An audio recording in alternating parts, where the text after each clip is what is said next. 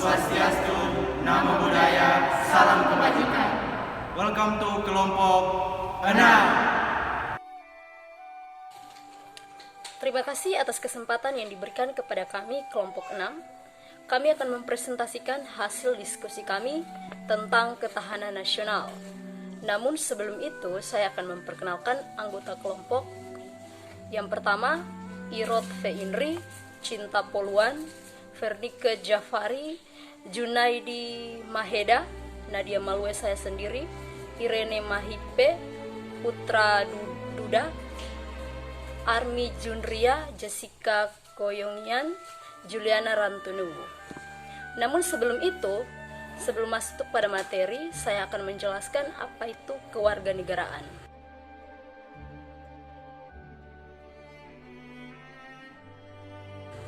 Kewarganegaraan adalah hubungan individu dengan negara. Kewarganegaraan menunjukkan kebebasan dan warga negara memiliki hak, tugas, tanggung jawab tertentu.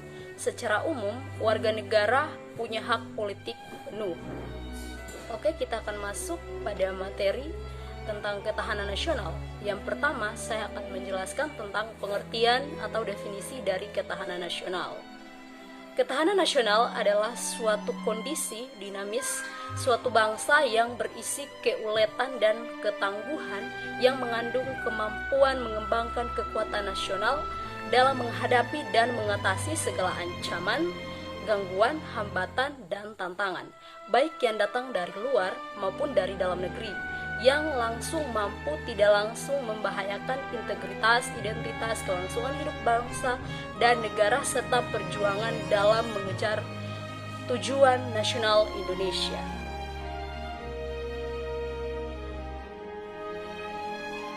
Landasan pemikiran ketahanan nasional yang didasari oleh landasan ideal Pancasila, landasan konstitusional UUD 1945, dan landasan visional wawasan Nusantara, kehidupan bermasyarakat, berbangsa dan bernegara dalam wadah NKRI. Landasan ketahanan nasional adalah kondisi dinamika, yaitu suatu bangsa yang berisi keulatan dan ketangguhan yang mampu mengembangkan ketahanan, kekuatan nasional dalam menghadapi dan mengatasi segala tantangan, hambatan, dan ancaman, baik yang datang dari dalam maupun dari luar.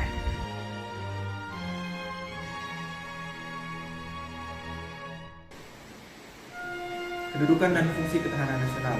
Kedudukan ketahanan nasional adalah di mana konsepsi tentang hal tersebut merupakan sesuatu yang diyakini oleh bangsa Indonesia, dan hal ini merupakan cara terbaik yang perlu diimplementasikan dalam kehidupan nasional yang ingin diwujudkan. Konsepsi pertahanan nasional ini adalah landasan yang didasari oleh Pancasila serta Undang-Undang 1945 sebagai landasan ideal dan konstitusional. Dengan demikian, kedudukan ketahanan nasional adalah sebagai salah satu landasan konseptual yang didasari oleh Pancasila sebagai landasan ideal dan Undang-Undang sebagai landasan konstitusional dalam paradigma pembangunan nasional. Fungsi ketahanan nasional. Dalam jurnal pembudayaan nilai-nilai Pancasila bagi masyarakat, karya Purwito Adi, ketahanan nasional memiliki 3 fungsi utama, yakni yang pertama, daya tangkal sebagai konsepsi penangkalan. Artinya, ketahanan nasional berfungsi sebagai penangkal dari segala bentuk ancaman, gangguan, ataupun hambatan terhadap integritas, identitas, serta keberlangsungan hidup berbangsa dan bernegara. Yang kedua, ketahanan nasional sebagai pengarah. Artinya, ketahanan nasional berfungsi untuk mengarahkan potensi kekuatan yang dimiliki bangsa Indonesia dalam bidang ideologi, politik, ekonomi, sosial, budaya, pertahanan, dan keamanan untuk mencapai kesejahteraan hidup masyarakat Indonesia. Yang ketiga, pengarah dalam penyatuan pola pikir, pola tindak, serta cara kerja yang intersektor serta multidisipliner. Hal ini bisa dicapai bangsa Indonesia lewat kebijakan yang dibuat oleh pemerintah dan menerapkannya dalam kehidupan berbangsa dan bernegara, agar masyarakat dapat hidup adil dan makmur. Menurut Dwi Kusramadi dalam Ketahanan Nasional tahun 2006, ketahanan nasional juga berfungsi sebagai doktrin dasar nasional atau metode pembinaan kehidupan nasional.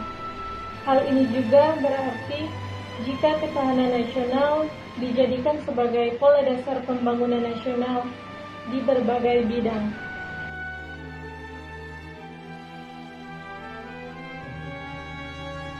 Baiklah, yang berikutnya adalah sifat-sifat ketahanan nasional. Yang pertama adalah mandiri. Mandiri adalah ketahanan nasional yang bersifat percaya kepada kemampuan dan juga kekuatan sendiri dengan keuletan serta ketangguhan yang mengandung prinsip tidak mudah menyerah dan bertumpu pada identitas, kepribadian bangsa dan juga integritas.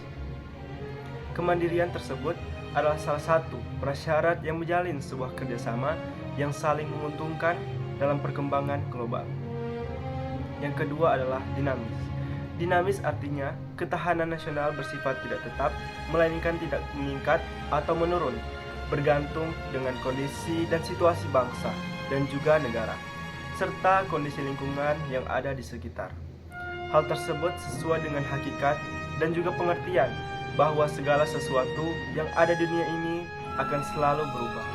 Oleh karena itu, upaya dalam peningkatan ketahanan nasional harus senantiasa diorientasikan ke masa depan dan dinamika yang ada di dalamnya diarahkan untuk pencapaian kondisi kehidupan nasional yang lebih baik lagi. Yang ketiga adalah menunggal.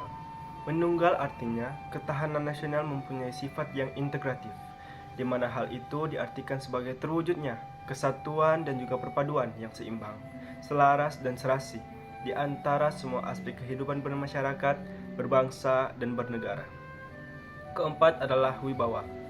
Wibawa artinya ketahanan nasional sebagai sebuah hasil pandangan yang sifatnya menunggal, yaitu bisa mewujudkan kewibawaan nasional yang nantinya akan diperhitungkan oleh pihak lain, sehingga bisa menjadi daya tangkal suatu negara. Semakin tinggi daya tangkal yang dimiliki suatu negara, maka akan semakin besar juga kewibawaannya. Dan yang terakhir adalah konsultasi dan kerjasama. Ini artinya ketahanan nasional Indonesia tidak mengedepankan sikap konfrontatif dan antagonis. Selain itu, bangsa Indonesia juga tidak mengandalkan kekuasaan dan kekuatan fisik saja, namun lebih kepada sifat konsultatif dan kerjasama, serta saling menghargai dengan mengandalkan pada kekuatan moral dan kepribadian bangsa.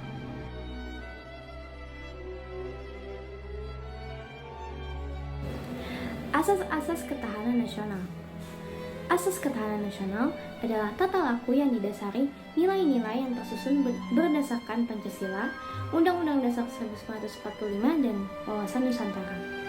1. Asas kesejahteraan dan keamanan.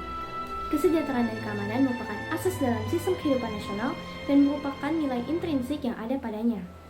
Asas ini merupakan kebutuhan sangat mendasar dan wajib dipenuhi bagi individu maupun masyarakat atau kelompok.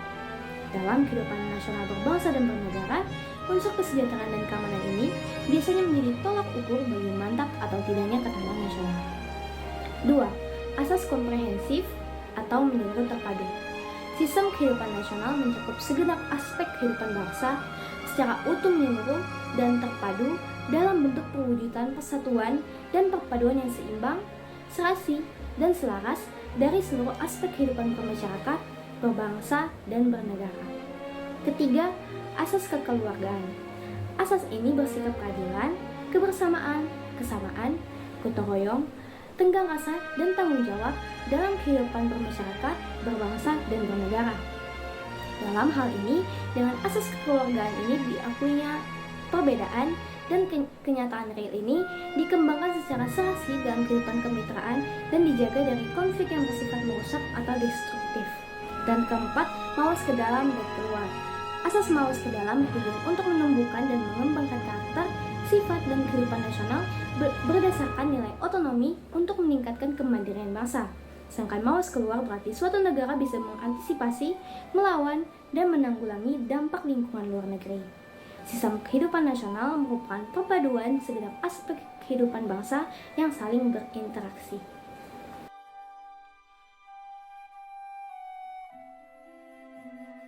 Berdasarkan penelitian LIPI tahun 2007, faktor yang mempengaruhi pertahanan yaitu pertama, anggaran pertahanan, yang kedua, jumlah penduduk suatu negara, yang ketiga, ancaman konvensional dan non-konvensional, yang keempat, anggaran pertahanan negara lain, yang kelima, kemampuan keuangan pemerintah, yang keenam, harga alutsista, Yang ketujuh, jumlah personil sistem pertahanan.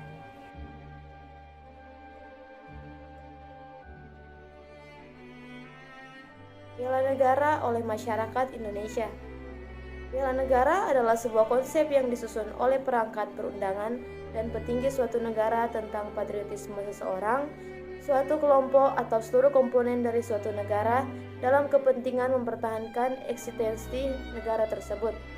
Bela negara adalah sikap dan perilaku warga negara yang dijiwai oleh kecintaannya kepada Negara Kesatuan Republik Indonesia yang berdasarkan Pancasila dan Undang-Undang Dasar tahun 1945 dalam menjalin kelangsungan hidup bangsa dan negara yang seutuhnya.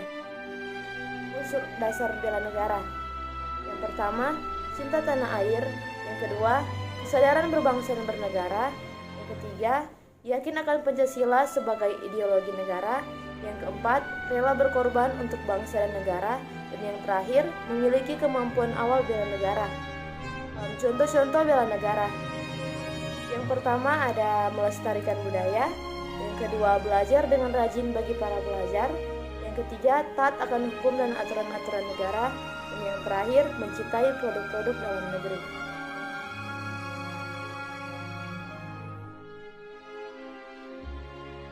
Selanjutnya, kesadaran berbangsa dan bernegara.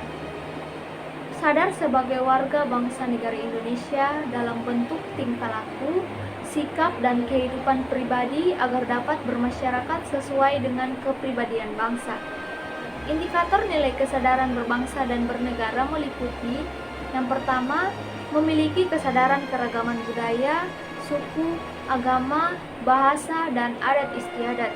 Yang kedua, melaksanakan hak dan kewajiban sebagai warga negara sesuai dengan peraturan dan perundang-undangan yang berlaku. Yang ketiga, mengenal keragaman individu di rumah dan di lingkungannya. Yang keempat, berpikir, bersikap, dan berbuat yang terbaik bagi bangsa dan negara Indonesia. Yang kelima, berpartisipasi menjaga kedaulatan bangsa dan negara.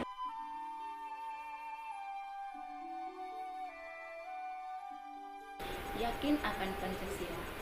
Pancasila sebagai pedoman dan pandangan hidup bangsa Indonesia dalam kehidupan bermasyarakat, berbangsa dan bernegara guna mencapai tujuan nasional.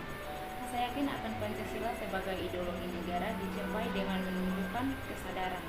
Yang pertama, yang didasari pada Pancasila, pada kebenaran negara kesatuan Republik Indonesia. Yang kedua, bahwa hanya dengan mengamalkan Pancasila dalam kehidupan sehari-hari, negara bangsa Indonesia akan tetap jaya. Yang ketiga, setiap perbedaan pendapat dalam kehidupan berbangsa dan bernegara dapat diselesaikan dengan cara musyawarah dan mufakat.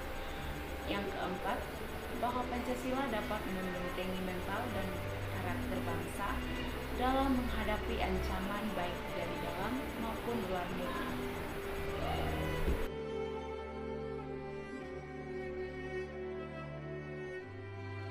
Selanjutnya, rela berkorban.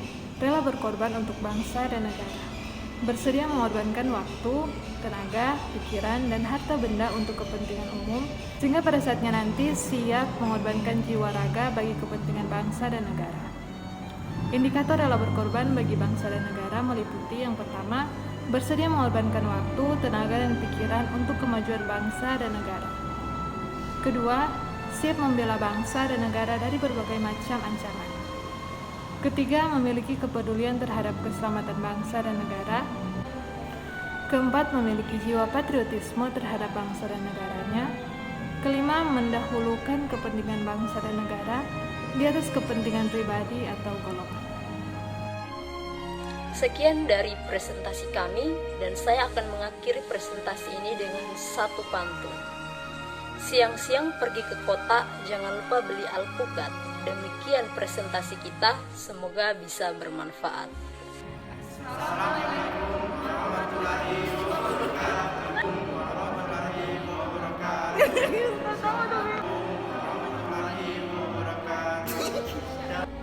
Assalamualaikum warahmatullahi wabarakatuh. Om Swastiastu, Namo Buddhaya, Salam. Assalamualaikum warahmatullahi wabarakatuh.